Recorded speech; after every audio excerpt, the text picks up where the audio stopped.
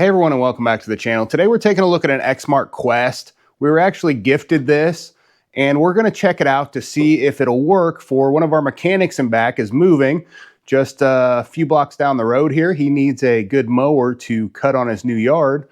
Going to see if we can't get this up and going for him. It does run currently, but when it's running, you can definitely tell it's got some issues. Don't forget to hit those like and subscribe buttons as we go along if you enjoy the content.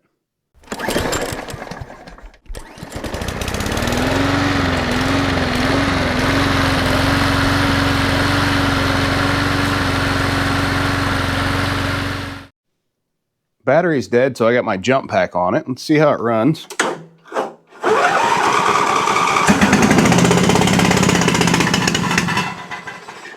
Barely.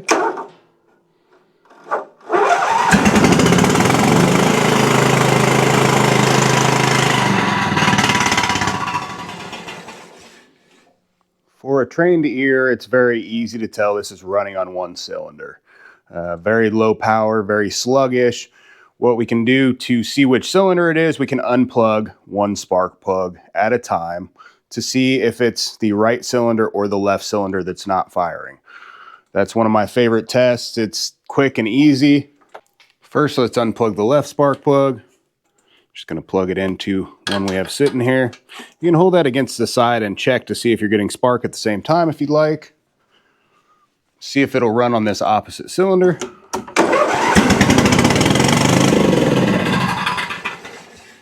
Sounds exactly the same as it did, meaning that the opposite side is working. I'm going to do the same thing on the other side. Unplug it. Plug in our spark plug.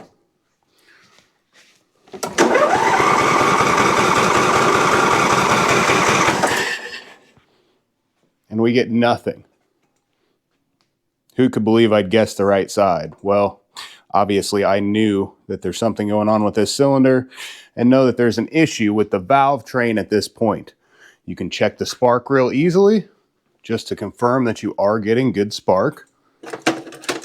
Again, you can either check it while it's held against the block there. Otherwise, we like to use a spark checker.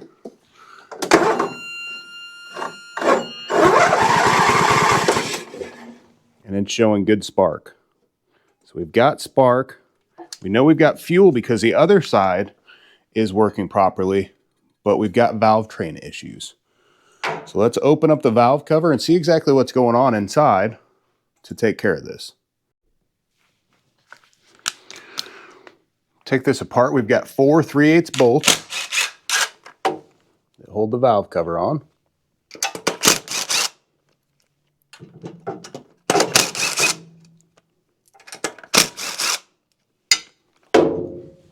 And then usually you've got to break a pretty good seal. If this is Permatex, this just got a paper gasket on it, but it's usually kind of stuck on there. Hitting either right here or prying between the valve cover and the block will allow it to come off pretty quickly. Getting in, we see pretty obviously we've got some issues.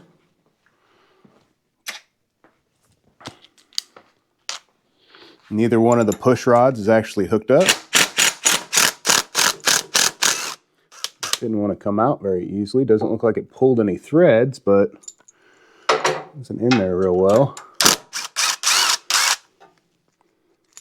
Just takes an 8mm to get those studs out. And they come out just like such. They are both the same from the top to the bottom. We've got a bent push rod. That's the intake valve. And then we've got a missing push rod on the bottom side. I've definitely seen that plenty of times before.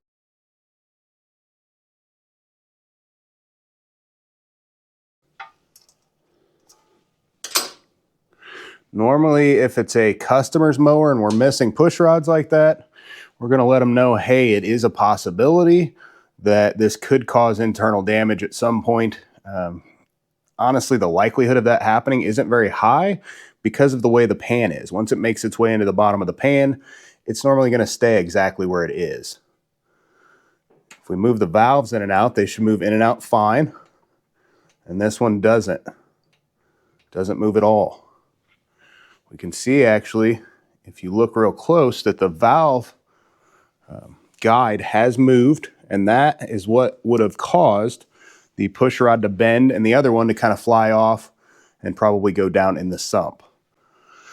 When we've got push rods bent and off like this and our valve guide has moved, instead of pulling this whole thing apart, since it's for one of our mechanics, I'm going to fix this the quick and easy way instead of the difficult way. You can normally kind of pop that loose. Oh, that was real easy on this one.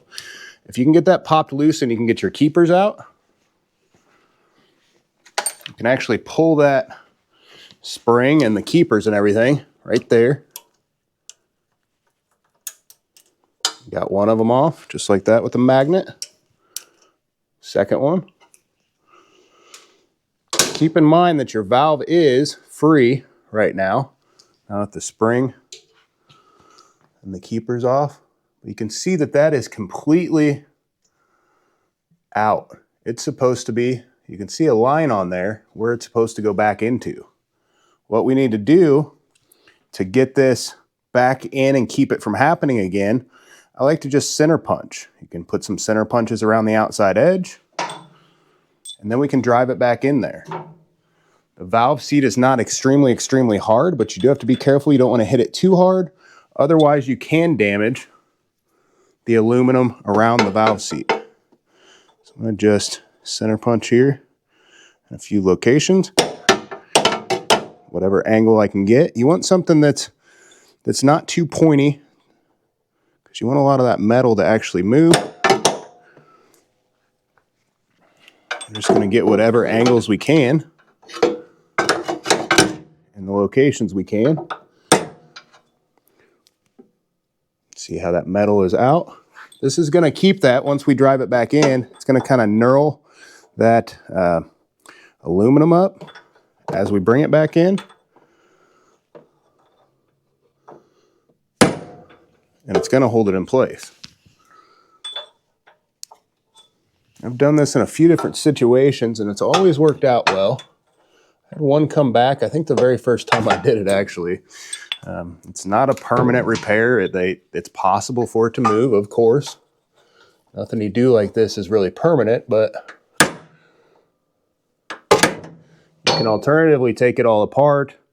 You can either weld it from the inside where the exhaust comes out, or you can actually put a set screw in it. There's a lot of different people who will tell you different ways to do it, but again, this way works well for me.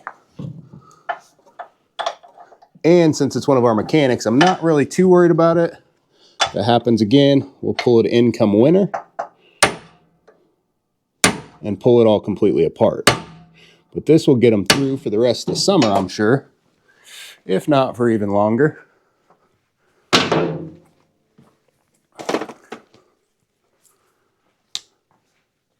And again, I've seen it last for a long time without issues. I'm going to try to rotate. Yeah, it won't rotate for me. There it goes. I'm going to rotate it and center punch those other locations. I'm not really worried about it scratching anything up, because you want that there. Let's see, get over here again.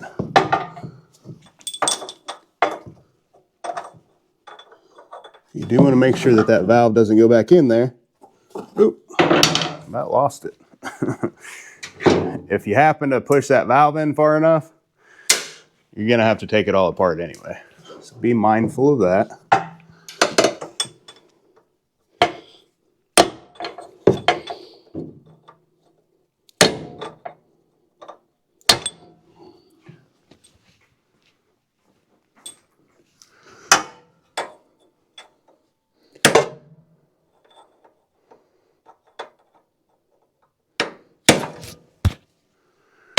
Got some pretty good center punches.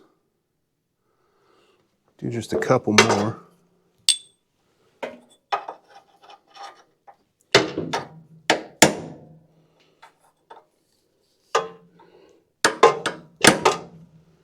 The more even you can get it, the better.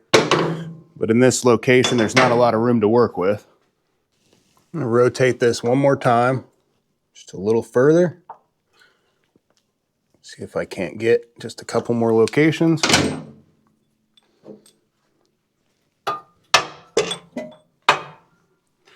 It's real hard getting a good angle with all of the guards and everything that's on this one.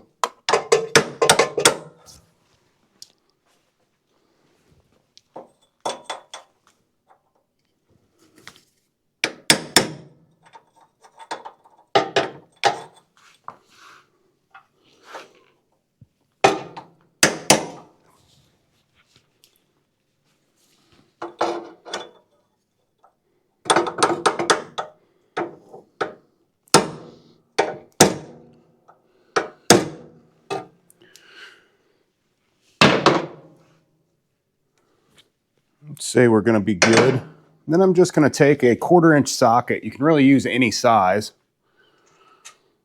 You want that to go around the valve. We're just going to tap that valve back in. If you pay attention on the outside, you can see a location to where it goes back to. You don't want to go beyond that. You only want to set it as far as it originally was. And I think a couple of these are actually just a hair too far out where they're not going to catch, which is okay, but you want to get them far enough back that they are actually going to matter. Well, I lost that pretty good back in there. I think I've got a small enough magnet to go in it, at least hopefully.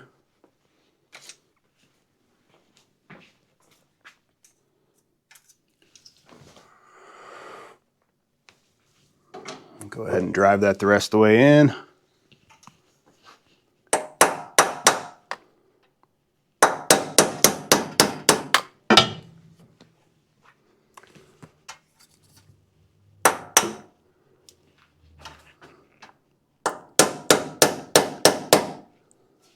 Again, you want it right at that line where it was before. You don't want to go any past it.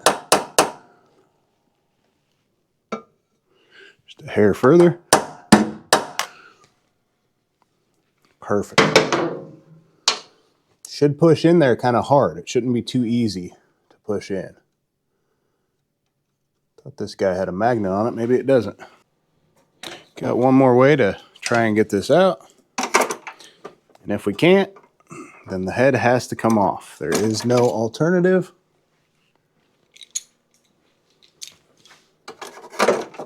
You got to have that valve come back out far enough. It's just barely in there.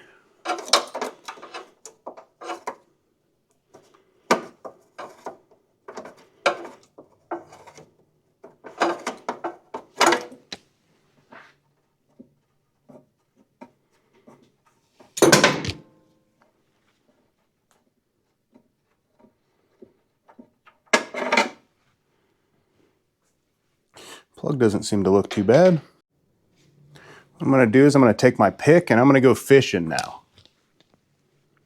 I'm going to put it down in there. See if I can't get back behind that valve. Oop. Get it to come back out. There we are. Now I'm going to use a little bit different center punch. I'm going to go all around the aluminum here. So in a couple different spots to keep that in. All I'm trying to do is expand that metal to lock that in to the head. It's kind of hard to get around the camera the way I have everything set up.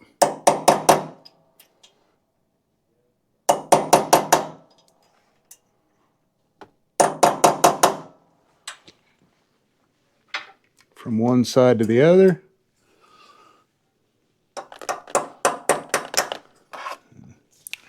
Have to move that back a little.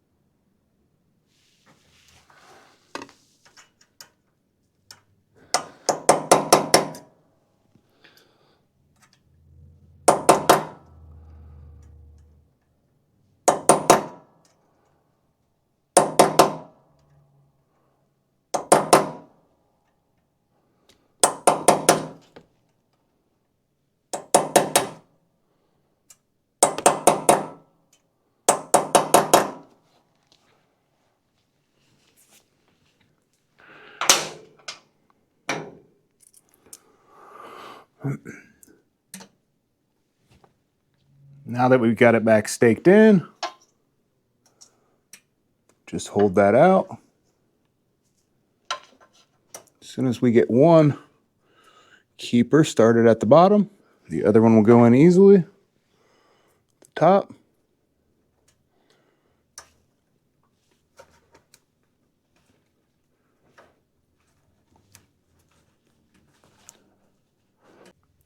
Make sure everything moves in and out like it should. And both of them should come back to the same level, which they do. If one's not coming back all the way, we could have an issue with the valve seat. You want to line up the square as you're putting it together. And this one of them came out pretty difficult. Make sure those threads are all cleaned up.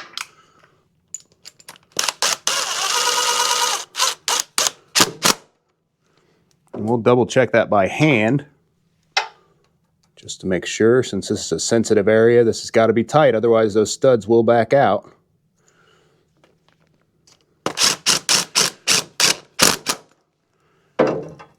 Just use an 8mm for that.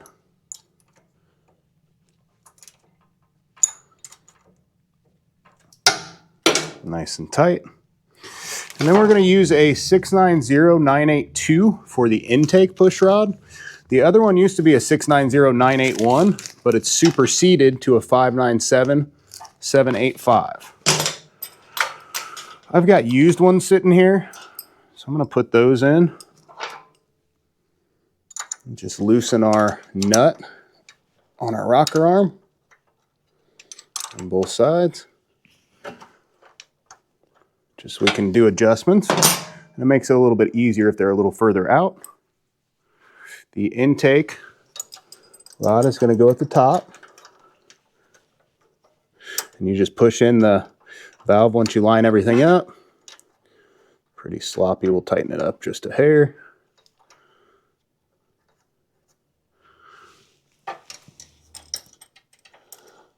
Line up our metal push rod at the bottom, the exhaust valve.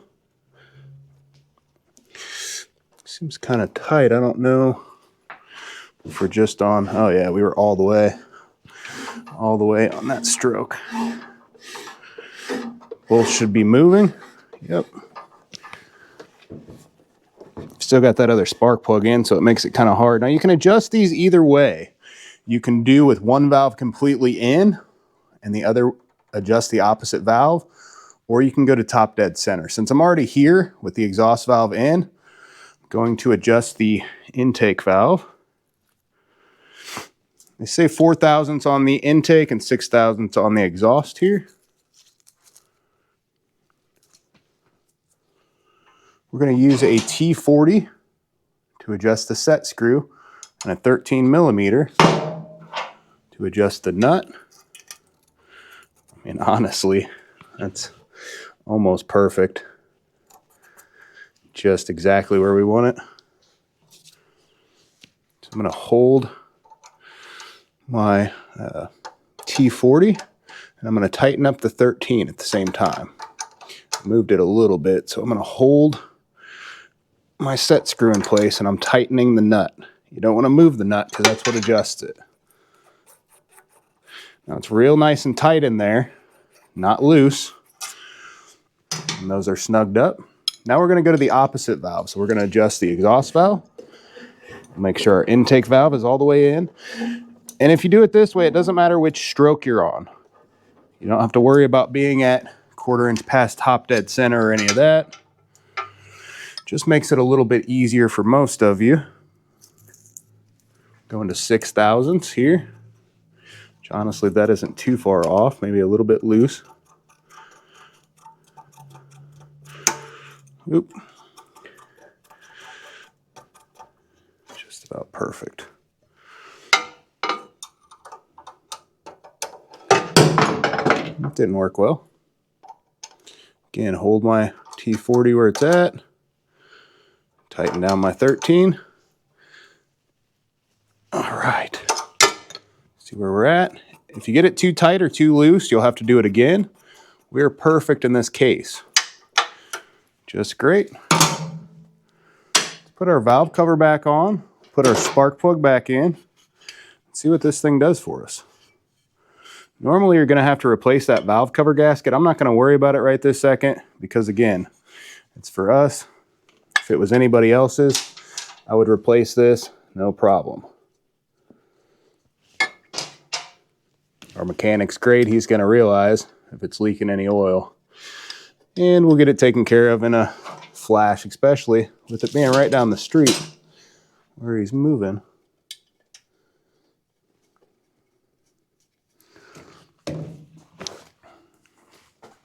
3 volts out of 4 is fine for him too. No, I'm just kidding. I don't know what happened to the 4th one here. I have to go grab another one.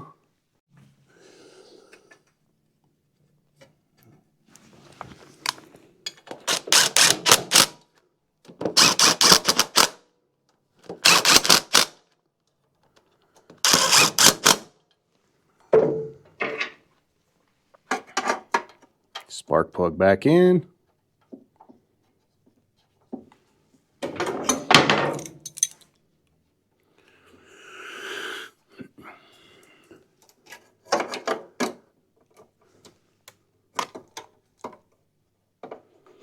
Kind of tight quarters.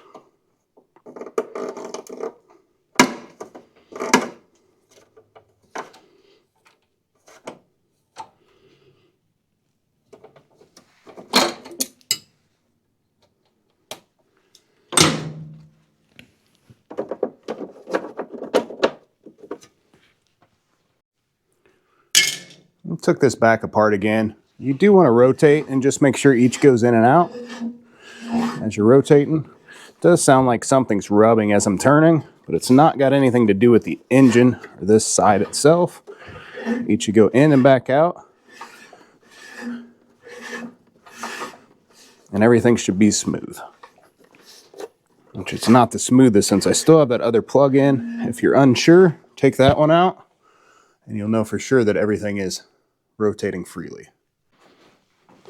Plug this spark plug back in on the right side. Let's see how it runs now. It's probably going to smoke quite a bit to start off with. Oh, forgot to turn my jump pack on since the battery's dead.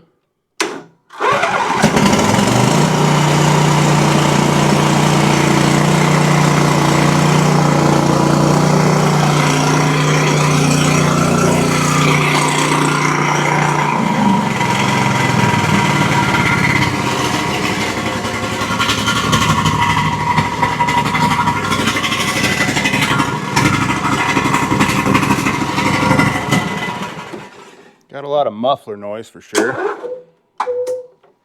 Smoking real good from that one side, but you can tell it's got plenty of power. Put our jump pack back on since I killed it.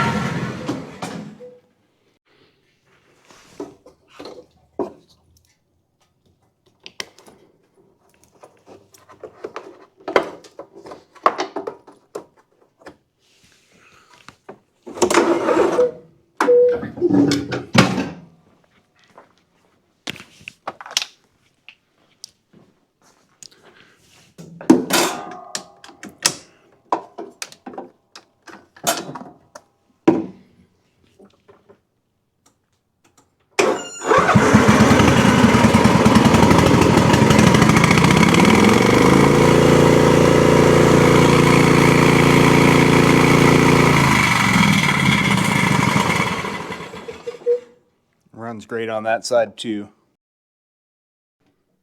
Not too bad of a repair on this, something that can be done in less than an hour. If it's a customer's piece of equipment and you're going to do this type of repair, I would be very upfront with them that it may not be a permanent repair. Even though I've done this quite a few times over the last 8 or so years since I started doing it, I did have that one come back, but I believe that's because I didn't rotate the valve guide and stake it in some different spots, center punch it in different locations around that guide, so it sealed a little bit tighter.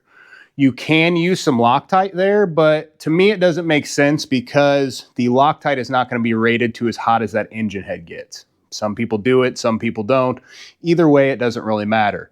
But doing it this way as opposed to removing it and putting a set screw in that valve guide, it's going to save about 3 hours worth of labor. You're not going to have to replace the head gasket. It saves a bunch of time and money, and it's very easy to do. If it fails again or comes out again, you can do it the other way, sure. But again, this is a very, very solid repair, and I think it'll last you for years to come if you do it this way. Our employee, for no money, because we use used parts, has a good running machine now that he can go mow currently. It's got a few quirks that maybe need taken care of, but other than that, free mower for him. Very happy to help him get this, and hopefully it lasts him for years to come. I will update you if it moves or anything. We'll pull this back apart and show you exactly what has happened, but I doubt that's going to come anytime soon. Don't forget to hit those like and subscribe buttons if I helped you out on your Briggs Stratton V-Twin Intek engine. Thanks for watching and have a great rest of your day.